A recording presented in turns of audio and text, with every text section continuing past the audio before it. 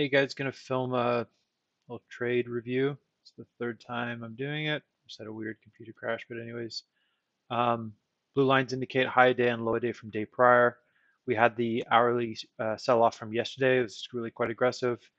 Bears were in full control all day. If we saw a gap down open, I was looking to be aggressive. We had the hourly lower high bounce into pre-market, so I didn't want to be too aggressive, bull or bear, just because potential lack of direction. After giving it some time, we saw the NAS futures and the SPX, the SPY futures, um, chop around quite a bit. We had the initial pump into an aggressive sell-off, trapping those bulls, and then we really started to see kind of a lack of bear follow-through. I was watching Tesla. I played a couple of scalps in here where I was thinking this was looking like a bear flag. It ended up bouncing and consolidating and pulling back under VWAP. At this point, I'm thinking, okay, well, we are looking for an hourly higher low against this low of pre-market, the 973.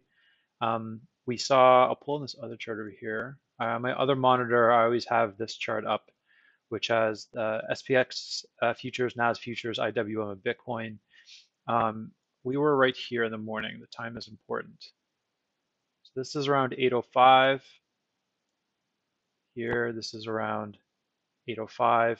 This yellow line is an important support on 4-hour and daily timeframes. So I had that marked. So I knew we were approaching support, and bears had been in control with a decent downtrend, but we weren't getting any follow through. So it was really kind of forming this descending wedge. NAS was of most interest to me just because of tech sector related to Tesla. So we started to form this. We started to form this 5-minute descending wedge with bears not really getting any follow through. This is at 8:05. So let's go back over to Tesla. At Tesla, we saw it come up and then consolidate on the 5-minute. We had a lower high and a higher low. This is right at 8:05. So I was watching not NAS futures, seeing it get lower lows, but with no follow through. When I saw the descending wedge and noted that, I started to fish this low, which is the 986.50.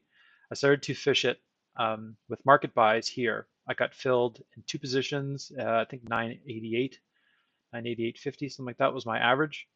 Um, I Then as soon as the NAS future started to bounce on the 5-minute, Tesla started to take off. It paused here. Maybe you can see better on the 2-minute right here. Yeah, it paused here with the little 2-minute flag. Um, on this initial pump, I sold half to get risk free. Begrudgingly, because I had a pretty strong bias to this. This is one of my favorite setups, but still, it needed to be risk free and considerate of the overall bearish tone of Tesla.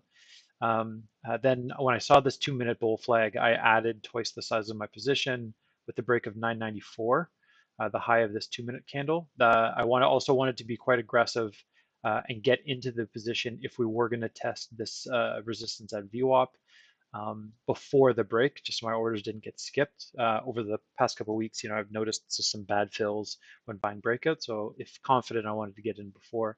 Nonetheless, saw the bull follow through on nice size volume. I'm sure a lot of people did get skipped there.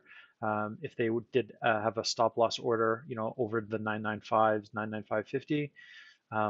So I sold my flip position into 998, and then was going to hold my core that I entered down below here, and then 988s.